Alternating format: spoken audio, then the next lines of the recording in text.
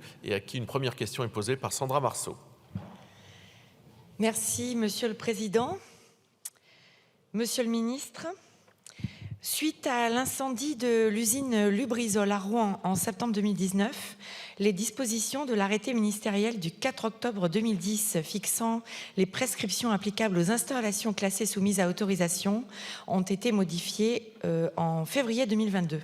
Depuis lors, les articles 24 à 27 posent question car impactent en effet l'ensemble des projets de construction ou d'agrandissement de chais de stockage des eaux de vie de Cognac qui concernent les nouveaux projets, lesquels sont pourtant soumis à des normes strictes négociées en local avec les services de l'État. La modification de l'arrêté pose aujourd'hui en réalité deux types de difficultés. D'abord, contrairement au cahier des charges locales des chais, négocié avec tous les acteurs, établi avec les préfectures de Charente et de Charente-Maritime, l'arrêté a pour conséquence d'interdire ce qu'on appelle les rétentions internes pour les chais de moins de 300 mètres carrés. Pourtant, ce procédé fonctionne parfaitement. Par ailleurs, le confinement intégral des eaux d'extinction de ces bassins de confinement, eau plus alcool, prévu à l'article 26 bis, amène à des situations rendant des projets irréalisables.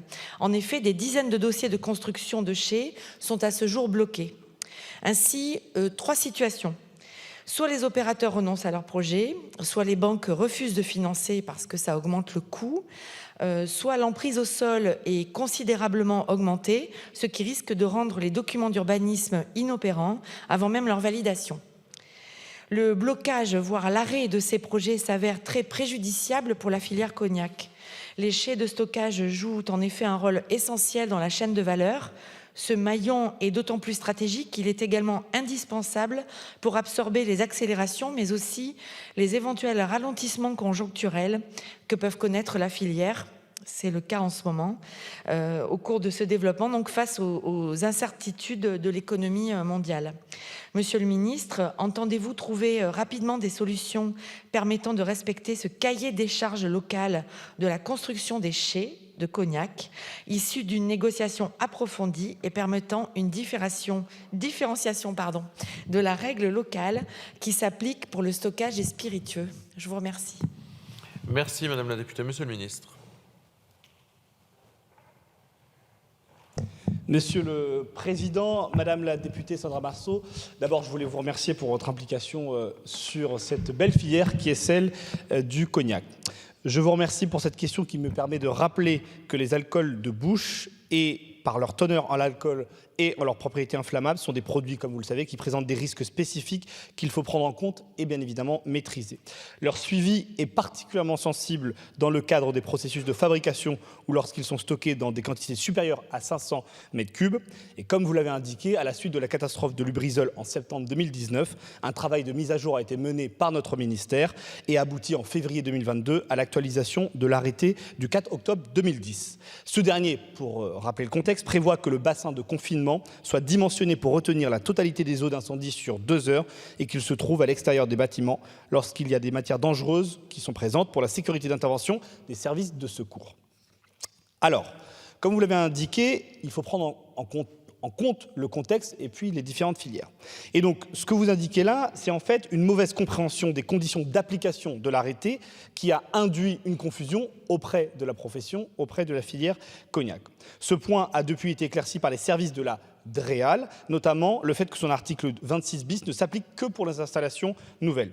Je vous confirme donc qu'il n'est pas applicable en cas de modification d'installations existantes, et cela même si des modifications conduisent au dépôt de nouvelles autorisations. Nous avons d'ailleurs par ailleurs invité les services à prendre en compte de manière souple la notion d'installation existante.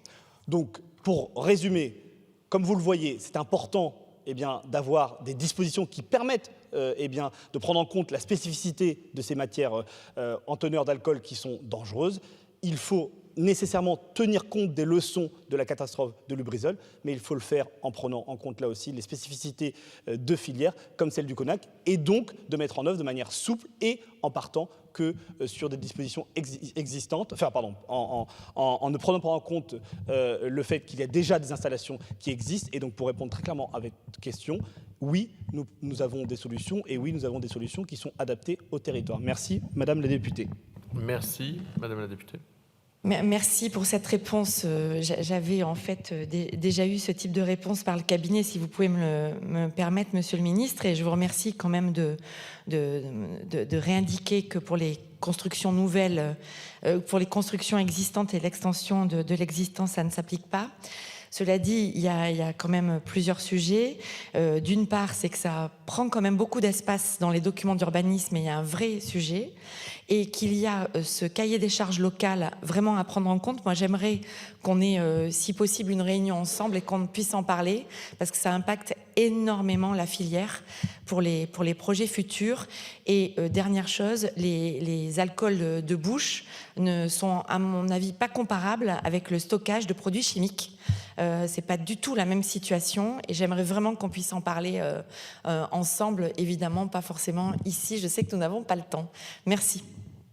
Merci, vous avez 5 secondes, Monsieur le Ministre. Je pense que ça va suffire. Alcool de bouche, pas comparable en effet, mais il y a des propriétés inflammables. Et donc oui, faisons une réunion à mon ministère, au cabinet, avec la filière pour prendre en compte ce que vous avez indiqué et trouver des solutions. Je vous remercie. Merci, Monsieur Delogu.